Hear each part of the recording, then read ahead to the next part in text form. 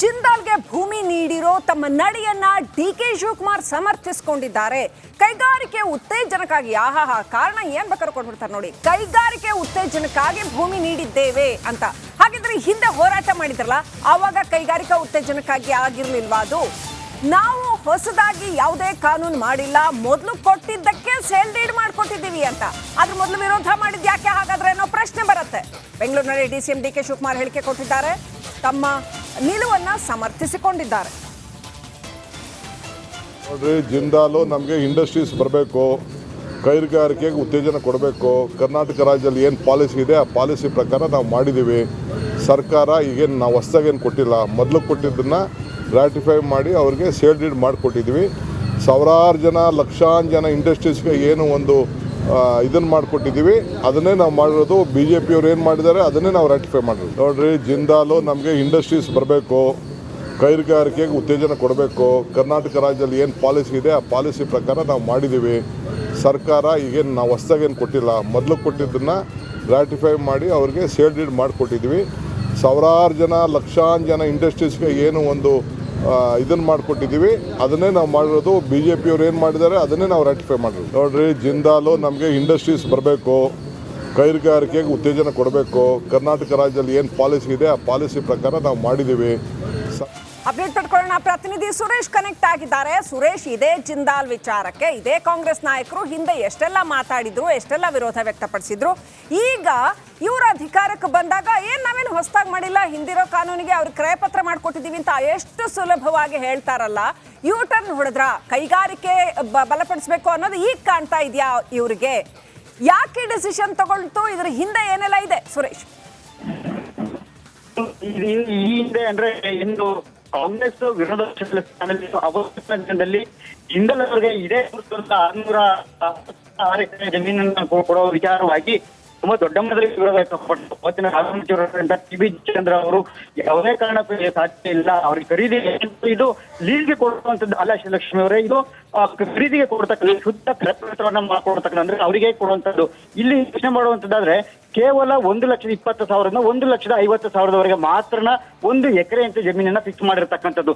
ಇಷ್ಟು ಕಡಿಮೆ ಅಮೌಂಟ್ಗೆ ಸುಮಾರು 3,500 ಎಕರೆಯಷ್ಟು ಜಮೀನನ್ನು ಕೊಡುವಂತದ್ದಂದ್ರೆ ಇದ್ರ ಹಿಂದೆ ಯಾವ ರೀತಿಯ ತಂತ್ರಗಳನ್ನ ಅನುಸರಿಸಿದ್ದಾರೆ ಅಂದ್ರೆ ಯಾವ ಒಂದು ಎಕ್ಸ್ಪೆಕ್ಟೇಷನ್ ಇಲ್ದೇನೆ ಮಾಡಿದ್ದಾರೆ ಅಂತಕ್ಕಂಥದ್ದು ಕೂಡ ಸಾರ್ವಜನಿಕವಾಗಿ ಎದುರಿಸಿದ್ದು. ಈ ಹಿಂದೆ ಏನೋ ವಿಚಾರವಾಗಿ ಜಮೀನನ್ನ ಕೊಡಿಸಿದಾಗ ದೊಡ್ಡ ಮಟ್ಟದ ವಿರೋಧ ವ್ಯಕ್ತಪಡಿಸಿದ್ರು ಅವರು HK ಪಾಟೀಲ್. ಇಡೀ ವಿರೋಧ ಪಕ್ಷದ ನಾಯಕರೇ ತಪ್ಪಿಸಿದ್ರು. ಆದ್ರೆ ಈಗ ಯಾವುದೇ ಸಚಿವ ಪಟ್ಟದಲ್ಲಿ ಪರಮೇಶ್ವರ ಪ್ರತಿಕ್ರಿಯೆ. Okay, right. Thank you Suresh ಡೀಟೇಲ್ಸ್ಗಾಗಿ.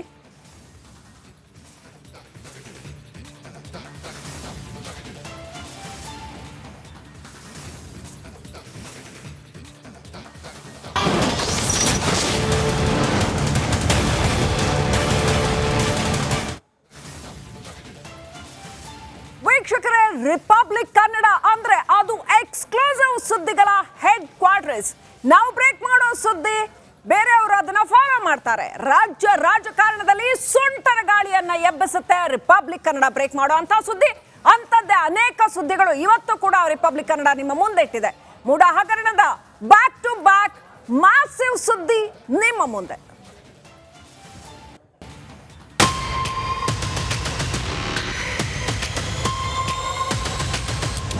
ವಿಜಯನಗರದ 3ನೇ ಸ್ಟೇಜು 4ನೇ ಸ್ಟೇಜ್ನಲ್ಲಿ ಕೊಡಿ ಅಂತ ಕೇಳಿಲ್ಲ. ನಮ್ಮ ಜಮೀನನ್ನು ನೀವು ಸೈಟ್ ಮಾಡಿಬಿಟ್ಟು ಪಾರ್ಕ್ ಮಾಡಿ ಎಲ್ಲ ಹಂಚ್ಬಿಟ್ಟು ಹಾಗಾದ್ರೆ 3 ಎಕರೆ 16 ಗುಂಟೆ ನಾವು ಬಿಟ್ಬಿಡೋದ? ನಾನು ಮುಖ್ಯಮಂತ್ರಿ ಅಂತ ಬಿಟ್ಬಿಡೋದೇನ್ರಿ?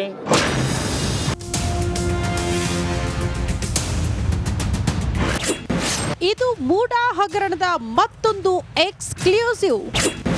ರಿಪಬ್ಲಿಕ್ ಕನ್ನಡ ಬ್ರೇಕ್ ಮಾಡಿದ ಮೆಗಾ ಸುದ್ದಿ. ಎಕ್ಸ್ಕ್ಲೂಸಿವ್ ಸುದ್ದಿಗೆ ಮತ್ತೊಂದು ಹೆಸರೇ ನಿಮ್ಮ ರಿಪಬ್ಲಿಕ್ ಕನ್ನಡ. ನಾವು ಯಾವುದೇ ಒಂದು ವರದಿ ಪ್ರಸಾರ ಮಾಡಿದ್ರೂ ಅದು ಇಂಪ್ಯಾಕ್ಟ್ ಆಗುವವರೆಗೂ ಬಿಡೋ ಮಾತೇ ಇಲ್ಲ. ನಮ್ಮ ವರದಿ ರಾಜ್ಯ ರಾಜಕಾರಣದಲ್ಲಿ ಅಲ್ಲೋಲ ಕಲ್ಲೋಲ ಸೃಷ್ಟಿಸುತ್ತೆ. ನಾವು ಪ್ರಸಾರ ಮಾಡುವ ಸುದ್ದಿ ಇಲ್ಲಿಂದ ದಿಲ್ಲಿವರೆಗೂ ಸದ್ದು ಮಾಡುತ್ತೆ. ಇದಕ್ಕೂ ಮತ್ತೊಂದು ಉದಾಹರಣೆಯೇ ಮೂಡ ಹಗರಣ. ಪಾಪ ಮುಖ್ಯಮಂತ್ರಿಗಳು ಹೇಳಿದ್ದಾರೆ, ನನ್ನ ಮೇಲೆ ಯಾವುದೇ ರೀತಿಯ ಬ್ಲ್ಯಾಕ್ ಮಾರ್ಕ್ ಇಲ್ಲ, ಕಪ್ ಚುಕ್ಕಿ ಇಲ್ಲ ಅಂತ. ವೈಟ್ ಮಾರ್ಕ್ ಇದೆ ಇವಾಗ. ಈಗ ವೈಟ್ ಮಾರ್ಕ್ ಮಾಡ್ಕೊಂಡಿದ್ದಾರೆ ಅಷ್ಟೇ.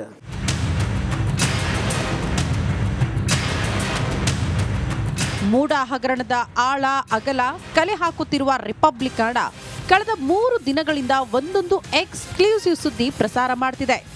ಮೊನ್ನೆ ವೈಟ್ನರ್ ಹಾಕಿದ ಪತ್ರದ ಮೊದಲ ದಾಖಲೆ ರಿಲೀಸ್ ಮಾಡಿತ್ತು. ನಿನ್ನೆ ಸಿಎಂ ಪತ್ನಿ ಬರೆದಿದ್ರು ಎನ್ನಲಾಗಿರುವ ಪತ್ರಕ್ಕೆ ಸಾಕ್ಷ್ಯ ಸಿಕ್ಕಿತ್ತು. ಇಂದು 3ನೇ ಮಹತ್ವದ ದಾಖಲೆ ರಿಲೀಸ್ ಮಾಡಿದೆ.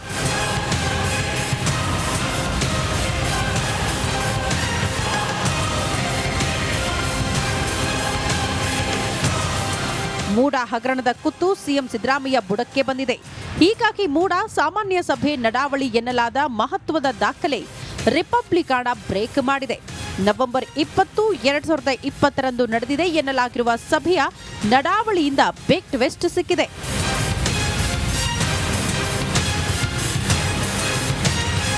ಅಭಿವೃದ್ಧಿಯಾದ 50% ಜಮೀನು ಮಾಲೀಕರಿಗೆ ನೀಡಲು ಮೂಡ ನಿರ್ಧರಿಸಿತ್ತು ಎನ್ನಲಾಗ್ತಾ ಇದೆ.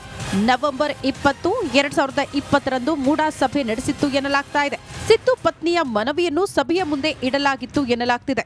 ಈ ಸಭೆಯಲ್ಲಾದ ನಿರ್ಣಯವೇ ಈಗ ವಿವಾದಕ್ಕೆ ಕಾರಣವಾಗಿದೆ.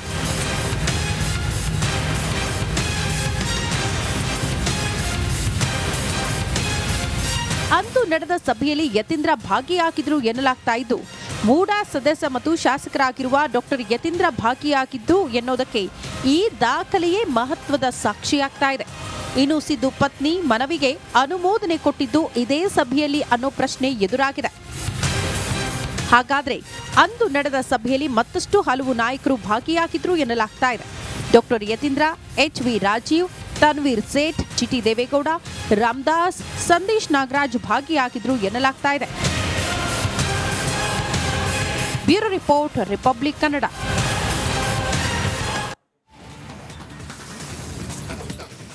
ಸಿಎಂ ವಿರುದ್ಧ ಪ್ರತಿಭಟನೆ ಮಾಡೋ ಭರದಲ್ಲಿ ಹೆಂಗೆಂಗೋ ನಾಲ್ಗೆ ಹರಿಬಿಟ್ಟಿದ್ದಂತಹ ಸಂಜಯ್ ಪಾಟೀಲ್ ಬೆಳಗಾವಿಯಲ್ಲಿ ಮಾಜಿ ಶಾಸಕನ ವಿರುದ್ಧ ಕಾಂಗ್ರೆಸ್ ಧರಣಿ ಮಾಡ್ತಾ ಇದೆ. ಕೆಪಿಸಿಸಿ ಸದಸ್ಯೆ ಆಯಿಷಾ ಸನದಿ ನೇತೃತ್ವದಲ್ಲಿ ಪ್ರತಿಭಟನೆ ಮಾಡಲಾಗ್ತಾ ಇದೆ. ಚೆನ್ನಮ್ಮ ಸರ್ಕಲ್ನಲ್ಲಿ ಪ್ರತಿಭಟನೆ ನಡೆಸಿ ಕಾರ್ಯಕರ್ತರು ಆಕ್ರೋಶ ಹೊರಹಾಕಿದ್ದಾರೆ.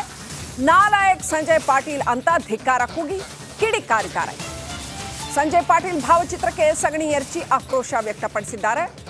ಸ್ವಲ್ಪ ಏನೇನೋ ಕೆಟ್ಟದಾಗಿ ಮಾತನಾಡಿದ್ರು ಅಂತ ಹೇಳಲಾಗಿದೆ. ಸಂಜಯ್ ಪಾಟೀಲ್ ಅವರು ಸಿಎಂ ಅವರ ವಿಚಾರದಲ್ಲಿ ಪ್ರತಿಭಟನೆ ಮಾಡೋ ಭರದಲ್ಲಿ ಅವಾಚ್ಯ ಶಬ್ದಗಳನ್ನ ಬಳಸಿದ್ರು ಅಂತ ಹೇಳಲಾಗ್ತಾ ಇದೆ. ಸೊ ಅದರ ವಿರುದ್ಧವಾಗಿ ಈಗ ಆಯಿಷಾ ಸನದಿ ನೇತೃತ್ವದಲ್ಲಿ ಬೆಳಗಾವಿನಲ್ಲಿ ಪ್ರತಿಭಟನೆ ಮಾಡ್ತಾ ಇದ್ದಾರೆ.